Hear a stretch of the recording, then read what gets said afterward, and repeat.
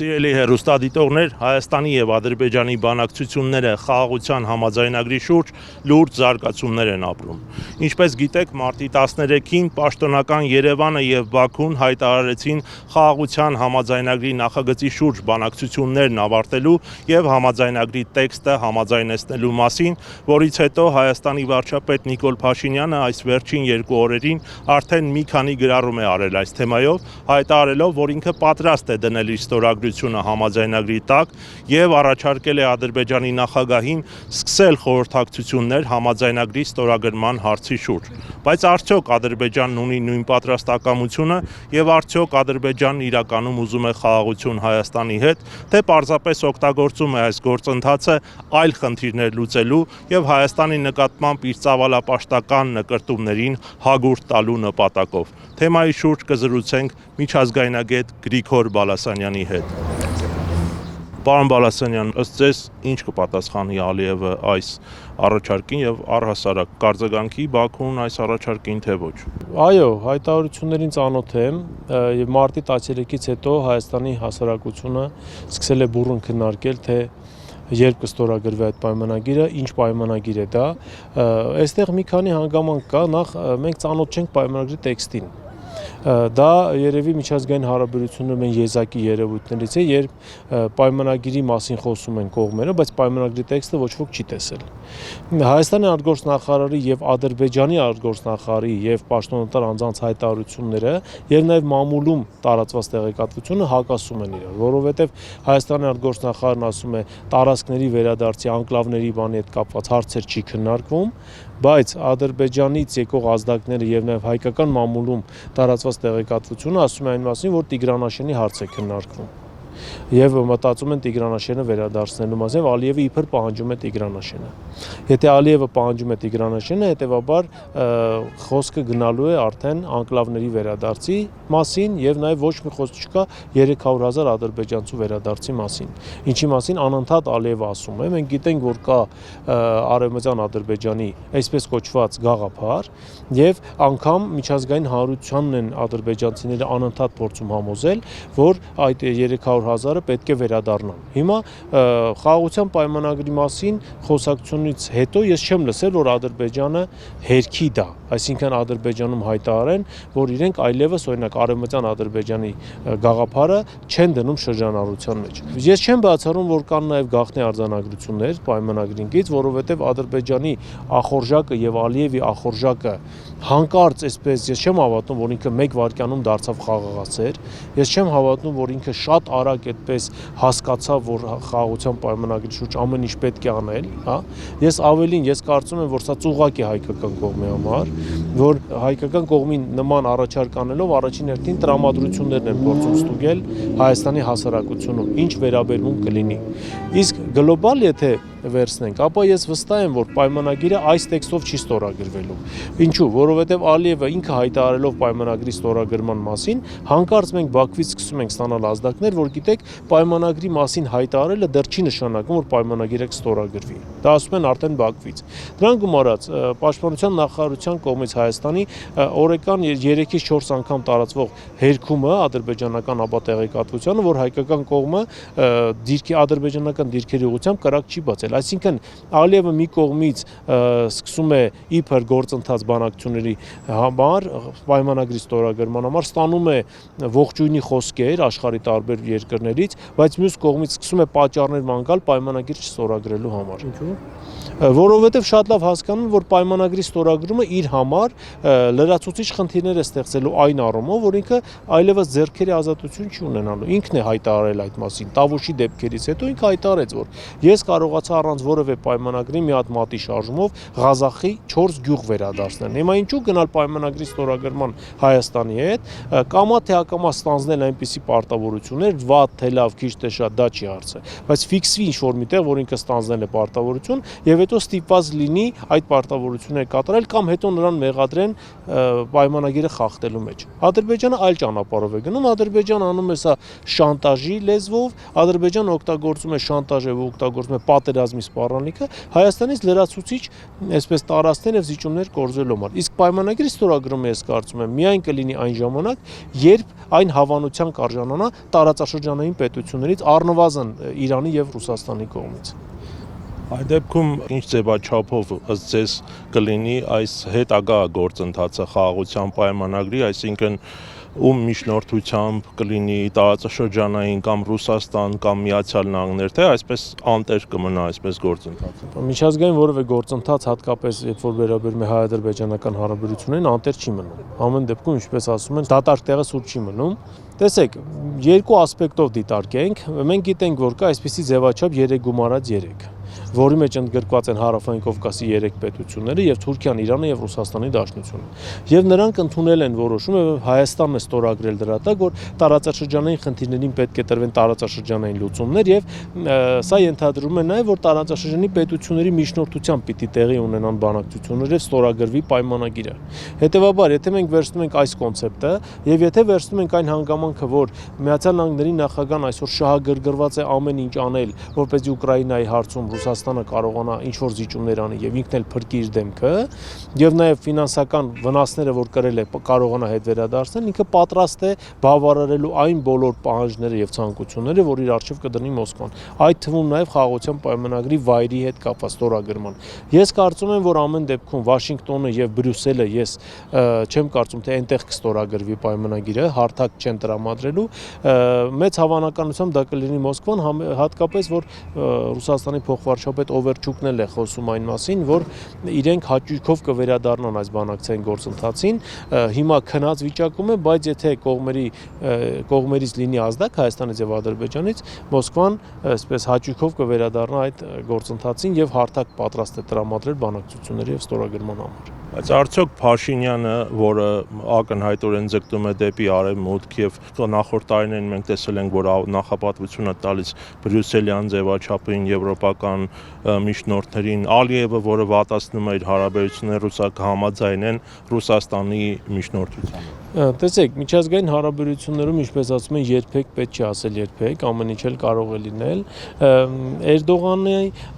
վարչակազմը սկսում է թուլանալ եւ Էրդողանի դիրքերը Թուրքիայում սկսում են թուլանալ։ Հիմա դա պիտի որ ազդակ լինի սթափեցնող Ալիևի համար, որ ինքը համենայն դեպս չի ունենալու այն անվերապահ աջակցություն Էրդողանից, ինչ որ ուներ մինչև այս պահը։ Ալիևին չեն աջակցելու մեծ մասամբ նաեւ այն տերությունները Միացյալ Նահանգների գլխավորությամբ, ովքեր աջակցել են իրեն աչք փակելով բոլոր այն անօրինականությունների եւ Արցախի շրջապատման, Արցախի հայաթափման, Արցախի սովի մատնելու եւ միջազգային քրեական դատարանի երկու որոշումները չկատարելու համար իրենք հիմա Ալիևին չեն փրկելու։ Ալիևը ունի մի տարբերակ՝ գնալ Մոսկվա եւ պայմանագիրը ստորագրել Մոսկվայում։ Եթե որոշում կայացվի, կրկնում եմ, որ պայմանագիրը պետք է ստորագրվի։ Բայց ինչքանով ես եմ հասկանում եւ ինչքանով երևում է տեղի ունեցող գործընթացից, կարծես թե Ադրբեջանը հակված չի այսպես ոչինչ ստորագրել։ Նա ունի մի ցանկություն՝ ճնշել Հայաստանին, որպեսզի վերջինս փոխի սահմանադրությունը, սպառնալ պատերազմով, որպեսզի վերջինս անկախության հռչակագիրը այսպես չեղյալ համարի, որտեղ այնտեղ էլ ադրբեջանական կողմի կարծիքով Ադրբեջանի տարածքային ամբողջականության հետ կապված նկրտումներ կան։ Նաև հաշվի առնելով Հայաստանի արտգործնախարարի հայտարարությունը, ստորագրելու հայտարարությունից անմիջապես հետո, որ մենք էլ հարցեր ունենք ադրբեջանական սահմանադրության հետ կապված, չի լինում, երբ կողմերը հայտարարում են, որ պատրաստ են ստորագրել, բայց հետո ամեն օր սկսում են մեղադրել միմյանց ինչ որ չքննարկված հարցերի եւ այն կետերի մեջ, որոնք դեռ քննարկման կարոտ են եւ դեռ քննարկման կարիք ունեն։ Հիմա այս պարագայում ես չեմ կարծում, թե Հայաստանը եւ Ադրբեջանը ամեն դեպքում կգնան պայմանագրի ստորագրմանը։ Պարոն Բալասարյան, դուք նշեցիք հնարավոր նոր զիջումների մասին, այսպես կոչված անկլավների։ Մենք գիտենք, արդեն հայտնի է, որ այս վերջին փուլում, երբ հայտարարեցին Ադրբեջանը համաձայնեց այդ տեքստին, այն բանից հետո, երբ Երևանը ընդունեց հերթական երկու նախապայմանը երրորդ երկրների ներկայությունը սահմանից հանել եւ Ադրբեջանի դեմ հայցերը միջազգային ատյաններում։ Բացի այդ, Բայրամովը հայտարարեց եւ ինչպես դուք նշեցիք, որ հաջորդ փուլում պետք է փոխվի սահմանադրությունը եւ պետք է լուծարվի ԵԱՀԿ Մինսկի խումբը, եթե այլ զիջումների մասին, այդ թվում Տիգրանաշենի նկատմամբ ինչ անվանտակ, այսինքն դա պետքա լինի, եթե Փաշինյանը նախորդ տարի այդպիսի հողային զիջումներ եղան, այս անգամ այսինքն ինչ անվանտակ պետքա լինի, խաղաղության պայմանագրի շրջանակներում, թե դրանից դուրս, թե ինչպես։ Ես կարծում եմ դա կլինի առանձին արձանագրությունների տեսքով, կհայտարարեն սահմանազատման գործընթաց եւ գործընթացի անվանտակ այդ զիջումները կարվի։ Դա չի ֆիքսվի խաղաղության պայմանագրում, որ հետո Հայաստանի իշխանություններին չմեղադրեն երկրի ներսում այսպես տարածքներ տալու եւ դրա մասին չհայտնելու մեջ, կասեն, թե քարտեզով ա եղել, սահմանագծում ա եղել եւ այդ քարտեզի դա անցել է Ադրբեջանին։ Բայց այն, որ Ադրբեջանը երբեք չի թաքցրել իր նկրտումները Տիգրանաշենի հետ կապված, իր նկրտումները այլ անկլավների հետ կապված, դա մենք բոլորս ենք հիշում եւ Ալիևը համենայն դեպս դա հերքող հայտարարություններ այլևս չի արել։ Ալիևի եւ Բաքվից մենք չենք լսել Արևմտյան Ադրբեջանի չեղյալ համարելու 300,000 փախստականի չվերադառնալու կամ չվերաբնակեցնելու մասին։ Մենք չենք լսել սահմանադրություն չփոխելու մասին։ Այսինքն, եթե այս ամենը չի լսվել, բայց ասում են, որ դա չկա պայմանագրի տեքստում, ինչպես ասում է Հայրատ Միրզոյանը, հետեւաբար դա պետք է որ լինի առանձին արձանագրությունների տեսքով։ Որ եթե Ալիևը չի հերքում դա, այնպես չի որ Ալիևը այն մարդը չի, որ այս պահին չօգտվի այս իրավիճակից եւ միջև վերջ չստանային ինչ որ ցանկանում է ստանալ։ Հետեւաբար ինքը չի հանգստանալու միջև վերջին կետը չկատարի Հայաստանը եւ միջև վերջի կետը չկատարվի Հայաստանի կողմից։ Դրա համար եմ ես կարծում ամեն դեպքում այսպես ամփոփելով նշեմ, որ այս բոլոր թերությունները եւ այս բոլոր բաստողումները հաշվի առնելով հակված եմ այն կարծիքին, որ խաղաղության պայմանագիր չի ստորագրվելու մոտ ժամանակներում, եթե ընդհանրապես այն ստորագրվի։ Այդ դեպքում երբ կստորագրվի, եթե խաղաղության համար չի մտել Ալիևը այս process-ի մեջ, այդ դեպքում ինչի համար են այս process-ը սկսել եւ ինչ կարծիք եք այն վերլուծաբաններից ոմանք այն կարծիքին են, որ սա պարզապես Ադրբեջանի խաղն է Հայաստանի հետ, որի ընթացքում նա անընդհատ ինչ որ զիջումներ է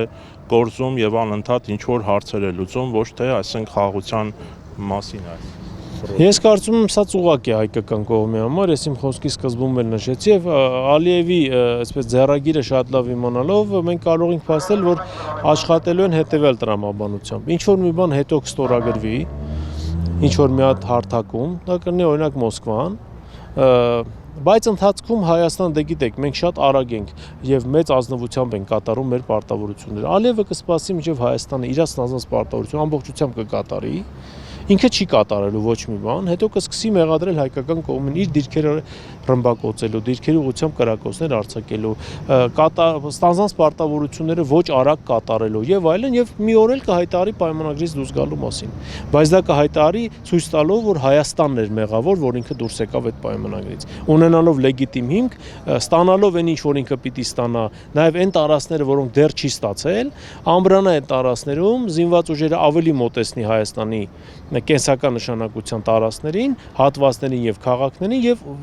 ամեն դեպքում փորձի եւ հարցը լուծել ռազմական ճանապարհով խոսքը այսպես կոչված Սյունիքի միջանցքի մասին է, չբավարարվելով մեղրիով նրան տրվող երկաթգծով, որտեղ դա չի Ալիևի հիմնական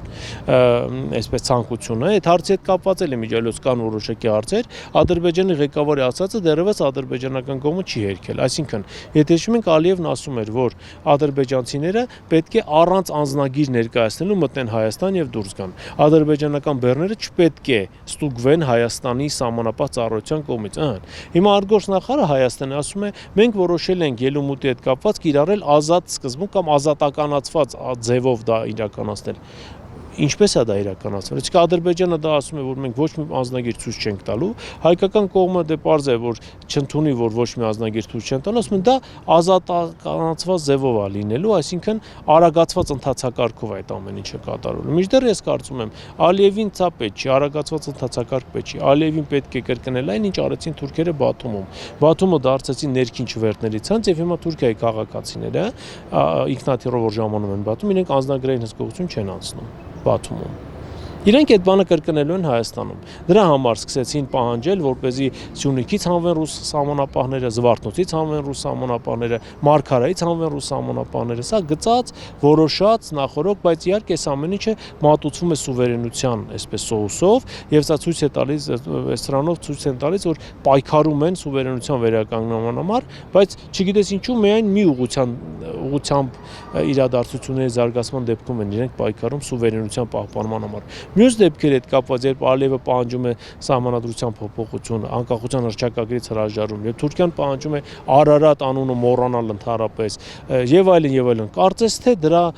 մասին չենք հիշում եւ պատասխանի մասին չենք մտածում ուղղված ադրբեջանցիներին եւ թուրքերին։ Պարոն Բալասանյան, այս համատեքստում եւ այդ թվում այսպես կոչված Զանգեզուրի միջանցքի առնչությամբ Ադրբեջանի պաշտպանության նախարարության շարունակական ապատեղեկատվությունը ըստ ձեզ ինչով է բացատրվում, արդյոք դրանով հող է նախապատրաստում նոր ռազմական ագրեսիայի համար, թե փորձում են տորպեդահարել խաղաղության համաձայնագրի գործընթացը կամ ճնշումներ գործադրել։ Եվ մեկը եւ մյուսը, այսինքն իր կողմից անընդհատ հայտարարել է, որ Հայաստանը խախտում է հրադադարի ռեժիմը, մի օր էլ անցնելու է հակահարձակման, միաժամանակ նշելով, որ ինքը դուրս է գալիս բանակցային գործընթացից, որտեղ Հայաստանը ոչ հուսալի գործընկեր է բանակցային գործընթացում, սազդում է պարտավորություններ եւ չի կատարում։ Որպեսզի չստորագրի ոչինչ, իրեն ստորագրել պետք չի, իրեն այդ պայմանագիրը պետք չի, ինքը առանց այդ պայմանագրեր ստանալու է այն, ինչ ուզում է։ Համենայն դեպս ինքը այդպես է մտածում։ Իսկ հնարավոր է, որ Փաշինյանը իր ոճին համապատասխան միակողմանի ստորագրի այս համաձայնագիրը։ Գիտեք, դատելով վերջի իրադարձությունից ես ոչինչ չեմ բացառում։ Միգուցե չստորագրի, միգուցե ձեռք բերվեն բանավոր պայմանավորվածություններ, ինչպես եղավ Սյունիքում հայկական զորքերի հետքաշման Ադրբեջանի տարածքից, այն մեր հսկողության տակ մնացած հատվածներից հետքաշման հետ կապված։ Ասացին, տես բան չի եղել, հետո պարզվեց եղել է, հետո պարզվեց գրավոր է եղել, ոչ թե բանավոր, ու այդ մասին հասարակությունը չի իմացել։ Այսինքն ամեն ինչ էլ հնարավոր է, եթե հասարակությունը այսպես ձեռքը չպայի այս զարկերակի վրա եւ շատ ավելի պահանջատեր չլինի, քան հիմա է, այսինքն ամեն օր ռեժիմով հասկանանք, թե ինչ է կատարվում, ինչ փաստաթուղթ է մեզ հրամցվում եւ արդյոք մեր ազգային շահերից է բխում եւ անվտանգային շահերից է բխում առհասարակ այդ պայմանագիրը, այդ փաստաթուղթը ստորագրելը։ Շատ հետաքրքիր հանգամանք հիշատակեցիք գաղտնի հնարավոր արձանագրությունների վերաբերյալ միջազգային հարաբերությունների պրակտիկայում մենք գիտենք նման հայտնի օրինակներ, օրինակ Մոլոտով-Ռիբենտրոպ պակտը, իրենց համաձայնագրին կից գաղտնի, որը գաղտնազերծվեց 88-89 թվականին։ Ինչ կարող է գրված լինել այդ հնարավոր գաղտնի արձանագրությունները։ Ես չեմ ուզում հիմա ենթադրություններ անել եւ հետո մեղադրեն, ասեն այ դու գիտեիք, որ գաղտնի արձանագրություններ, այսպիսի բաներ ա գրած, որտեղից ձեզ այդ տեղեկատվությունը։ Բայց դատելով գործընթացի տրամաբանությունից ակնհայտ է դառնում, որ ինչ որ մի փաստաթուղթ կա, որը հրապարակի վրա չի եւ որի մասին շատ չի խոսվում։ Խոսքը այդ գաղտնի արձանագրությունների մասին է։ Հիմա աստված տա եւ կսխալվենք, աստված տա սխալվեն եւ պարզվի, որ Ադրբեջանը խելքի է եկել, Ադրբեջանը հուսալի գործընկեր է, ինքը հրաժարվել արևմտյան Ադրբեջանի գաղափարից, ինքը հրաժարվել է 300,000 ադրբեջանցի Հայաստան վերաբնակեցնելուց, ինքը հրաժարվել է անկլավները վերցնելուց, ինքը հրաժարվել է Հայաստանի սահմանադրության փոփոխությունից, այսինքն Արադ Միրզոյանի խոսքից դա էր, որ այդպիսի հարցեր չկան տեքստում։ Հիմա եթե չկան, շատ ավելի լավ։ Բայց մենք տեսնում ենք, որ Ադրբեջանում ամենայն դեպս ադրբեջանական դիսկուրսում չկա քննարկում, թե Ադրբեջանը հրաժարվել է իմ առաջ քաշած հարցերից։ Եթե չի հրաժարվել եւ նման դիսկուրս չկա, իսկ Ալիևը չի հրաժարվելու, ստացվում է, որ ինչ որ միտեղ գրած է դրա մասին։ Դրա համար Ադրբեջանն ասում, որ մենք վերջի երկու կետը համաձայնեցրինք, իսկ հայտնի ֆիլմի մեջ մենք կարող ենք խնդրել ողջ ցուցակը հրապարակել։ Այո, մենք կարող ենք խնդրել հրապարակել ողջ ցուցակը, հասկանանք այդ վերջին երկու կետեր են, իսկ նախորդ 3 կետերը, դրանից առաջվա եւս 3 կետեր, դրանք ի՞նչ կետեր են։ Հասարակությունը իրավունք ունի պահանջել, հասկանալ, թե ինչ կետերի շուրջ է գնում բանակցությունը։ Հասարակությունն իրավունք ունի հասկանալ, ինչ կապ ունի ԵԱԿ Մինսկի խմբի լուծարումը հայ-ադրբեջանական պայմանագրի հետ, որտեղ Մինսկի խումբը չի ստեղծվել հայ-ադրբեջանական հարաբերություններ կարգավորելու համար։ Մինսկի խումբը ստեղծվել է Արցախահայության խնդրի կարգավորման համար։ Ավելին, հայ-ադրբեջանական պատերազմ չի եղել, որ հիմա էլ խաղաղության պայմանագիր ենք ստորագրում։ Այսինքն արհեստական դիսկուրսի մեջ ներքաշվել պետք չի եղել տենց բան։ Իրավիճակը այդպեսին է, հստակ է դա։ Եղել է հայ-ադրբեջանական պատերազմ, չի եղել։ Հայաստանը պատերազմ հայտարարել է Ադրբեջանի կամ Ադրբեջան չի եղել։ Մինսկի խմբի լուծարումը ինչու ենք մենք կապում հայ-ադրբեջանական խաղաղության, այսպես կոչված խաղաղության պայմանագրի հետ։ Ինչու։ Ինչու ենք մեր ձեռքի վերջի խաղակարտը հանձնում։ Իսկ միգուցե պետք է պահել հետո դա օգտագործել Ադրբեջանի վրա ճնշում գործադրելու համար, եթե վերջինս ոչ գործընկերային վարքագիծ դրսևորի պայմանագրի կետերը չկատարելու մեջ։ Ինչու ենք մենք որտեղից մեզ այդ երաշխիքը եւ ով է տվել մեզ այդ երաշխիքը, որ Ադրբեջանը սրբորեն սրբոց կատարելու է բոլոր այն պարտավորությունները, որ ինքը ստանձնել է։ Իդեպ Մինսկի խմբի մասին ըստ ձեզ նույնիսկ եթե ինչ հետևանքներ կունենա Արցախյան հարցի ճակատագրի վրա հնարավոր լուծարումը եւ երկրորդը նույնիսկ եթե Երևանն ու Բաքուն համաձայնեն արդյոք դրանից հետո Մինսկի խումբը կփակվի թե այնտեղ կան ավելի լուրջ աշխարհաքաղաքական շահեր։ Գիտեք, Ադրբեջանը ինչքան ուզում է թող պահանջի Մինսկի խմբի փակում։ Հայաստանը չպիտի մտնի այդ օրակարգի մեջ։ Հայաստանը չպետք է Ադրբեջանի հետ ձեռքի տված եւս պահանջի Մինսկի խմբի փակում, որտեղ Մինսկի խումբը մեր համար է ստեղծվել նաեւ։ Մինսկի խումբը ստեղծվել է նաև հայ ժողովրդի մի հատվածի ինքնորոշման իրավունքն ապահովելու համար։ Հիմա ԵԱՀԿ Մինսկի խմբի համանախագահ 3 երկրների առնվազն 2-ի մեջ բավականին նորմալ հարաբերություններ են սկսել ձևավորել, խոսքը Ռուսաստան Միացյալ Նահանգների մասին է։ Մենք վստահ եմ ես, որ Մակրոնը ժամանակավոր է, Մակրոնից հետո մեծ հավանականությամբ կարող է գալ Մարին Լը Պենը, ով եւս այսպես վատ հարաբերություններ չունի Ռուսաստանի եւ Տրամպի հետ, հա։ Իսկ այդ պարագայում եթե 3 երկրներում էլ կան ուժեր, որոնք մեղմ ասած ում հետ կարելի է խոսել եւ որոնք շահագրգռված են լինելու իրենց ներկայությունը տարածաշրջանում ապահովելու մեջ, ապա ինչու ենք մենք մեր այդ խաղակարտը հանձնում Ադրբեջանին եւ հետո Ադրբեջանը մեզ հղում անի, ասի ես ինչ մեղք ունեմ, հայերն էլ են միացի, հայերն էլ չէին ուզում։ Հետեւաբար դուք ինչու եք ուզում դառնալ ճշնամի մեր եւ հայերի միջեւ եւ վատամատ դառնալ Հայաստանի եւ Ադրբեջանի միջեւ հարաբերությունների համար։ Բայց ավելի լայն առումով չեք կարծում որ այդուհանդերձ այս հարցը պետքա լուծվի այդ մեծ Ռուսաստան, Միացյալ Նահանգներ եւ այլ տերությունների պայմանավորվածության կամ հնարավոր նոր խաղի կանոնների հաստատման, նոր աշխարհակարգի հաստատման այդ համատեսում, այսինքն քանի դեռ դա չկա, կարող է արդյոք լինել հայ-ադրբեջանական կարգավորում։ Բա ես իմ խոսքի սկզբում որ ասեցի, եթե այդ պայմանագիրը չարժանանա Հայաստանի, Ռուսաստանի եւ Իրանի համաձայնության, այդ պայմանագիրը չի ստորագրվելու, ես դա ի նկատի ունեմ։ Իրանը իր տարածքի մոտ սահման է բացվում, երկաթգիծ է շահագործվում եւ այդ երկաթգծի բեռները Ադրբեջանը ասում է չպիտի ստուգվի Նախիջևանից եկող։ Հիմա Իրանը այստեղ հարցեր ունի։ Ռուսաստանն էլ հարցեր ունի, որովհետև ինքն է 30 տարի հայ-իրանական սահմանը պահում։ Հիմա ինքը հարցեր ունի, ԵԱՏՄ անդամ պետության տարածք մտնելու են բեռնել ոչ ԵԱՏՄ անդամ պետությունից, որոնք չպետք է ստուգվեն։ Ինչպես է լինելու այս ընթացակարգը։ ՀԱՊԿ անդամ պետության տարածք մտնում են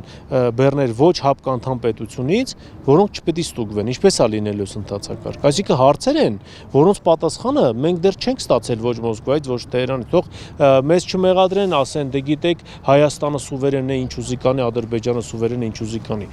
Էլի սուվերեն են երկուսն էլ, ոչ ոք չի հերքում, բայց կան պայմանագրեր, որոնք տարածաշրջանային արժեք ունեն։ Եվ հայ-ադրբեջանական այսպես կոչված խաղաղության պայմանագիրը հենց այդ պայմանագրերի շարքին է դասվում։ Դա պայմանագիր է, որ պետք է ստորագրվի համաշխարհային կոնսենսուսի առկայության պարագայում։ Այս պահին ես չեմ տեսնում միջազգային կոնսենսուս, որ այդ պայմանագիրը պիտի ստորագրվի։ Ես չեմ ասում, որ Լատվիան ողջունեց, Լիտվան ողջունեց, Եվրոմիությունը ողջունեց եւ այլն։ Ես խոսում եմ այն պետությունների մասին, ովքեր ունեն կենսական հետաքրքրվածություն մեր տարածաշրջանում, գործուն ներկայություն մեր տարածաշրջանում եւ պետություններ, ովքեր 30 տարի զբաղվել են Արցախի հարցով ԵԱՀԿ Մինսկի խմբի շրջանակներում։ Այդ պետությունների մասին է խոսքը։ Առանց այդ պետությունների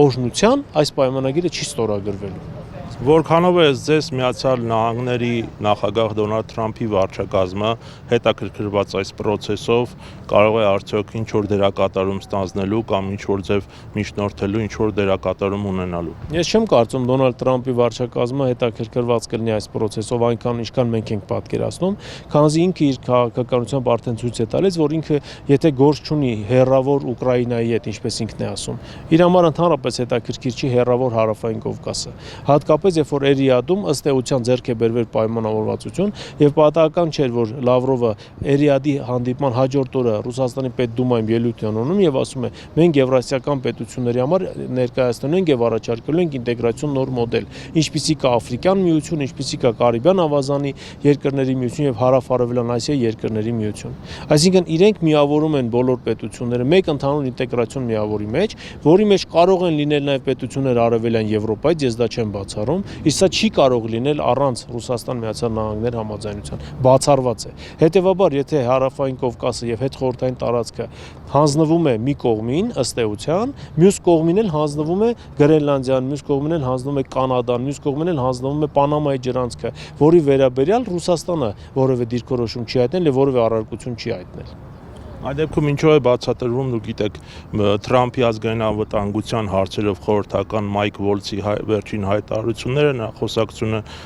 Հաջիևի հետ, սա ինչի մասին է, ինչ որ հետաքրության մասին չի խոսում։ Տեսեք, Հաջիևի հետ խոսալուց հետո Ադրբեջանը հայտարարեց, որ իրենք պատրաստ են ստորագրել խաղաղության պայմանագիրը։ Դրանից հետո հանկարծ Ղրղստանի եւ Տաջիկստանի մեջ է ձեռք բերվում համաձայնություն սահմանային հարցեր շուրջ խաղաղության պայմանագիր ստորագրել, որ էլի 30 տարի չէր ստորագրվում։ Այսինքն գլոբալ process-ներ են գնում եւ ըստ էության այստեղ հիմնական խնդիրը Ռուսաստանում երկրորդ ճակատ չբացելու շահագրգռվածության մեջ է։ Թվում է թե անիրատեսական բան եմ ասում, բայց Տրամփի վարչակազմը այսօր շահագրգռված չի, որ Հարավային Կովկասում երկրորդ լարվածության ալիքը լինի Ուկրաինայի հետ կապված, քանզի նրանք մտածում են Ուկրաինայում հասնել պայմանավորվածության, Ուկրաինայում ամեն ինչ անել, որպեսզի իրենց 350 միլիարդ իրենք հետ ստանան։ Տրամփի օրնիբուն մտածելու թեման դա է։ Ինքը լինելով գործար, ինքը այլ բանի մասին չի մտածում։ Դրա համար ինքը անում է քայլեր, որոնք բխում են Ռուսաստան Միացյալ Նահանգներ հարաբերությունների շահերից, բայց չեն բխում այն շրջանակների շահերից, ովքեր շահագրգռված չեն մեր տարածաշրջանում խաղաղության եւ անվտանգության ապահովմամբ։ Ինչու արտգործնախարարությունը կամ Փաշինյանի վարչակազմը չեն հրապարակում համաձայնագրի բովանդակությունը։ Ես չեմ կարող ասել, թե ինչու ադրբեջանական կողմը չի հրապարակում, նշանակում է առաջին, կամ իրենք վստահ չեն, որ այդ կետերն են լինելու պայմանագրում, երկրորդ, իրենք վստահ չեն, որ առհասարակ այդ պայմանագիրը լինելու է։ Սա ավելի շատ շոուի է նման եւ սա ավելի շատ նման է Հայաստանում եւ միգուցե Ադրբեջանում հասարակական տրամադրությունները ստուգելուն։ Ձեռքը զարկերակին պահել պետք է, Ադրբեջանի քաղաքականությունից երևում է, որ նա պատրաստվում է պատերազմի, Ադրբեջանում անդադ զորավարժություններ են տեղի ունենում եւ անգամ մարդ են ձերբակալում, ով նկարում է դեպի Հայաստանի սահման զինտեխնիկայի շարժը ադրբեջանական։ Դա խոսում է այն մասին, որ Ադրբեջանը պատրաստվում է զինված ճանապարհով բացել այսպես կոչված Զանգեզուրի միջանցքը։ Պատրաստվել է պետք, հասարակությանը պատրաստել է պետք, զինված ուժերի շուրջ համախմբվել է պետք եւ քաղաքականությունը քննարկելիս քննարկել բացառապես հայկական եւ Հայաստանի շահերից, այլ ոչ թե տարբեր այսպես վերլուծական կենտրոնների կողմից հրամցված իրենց շահերին համապատասխան հայտարարությունները վերցնել հիմք։ Հայաստանը պետք է հստակ իր գծերը ներկայացնի միջազգային հանրությանն, ես մի քանի անգամ եմ ասել, Հայաստանը պետք է լինի հասկանալի իր գործընկերների, դաշնակիցների եւ նաեւ թշնամիների համար։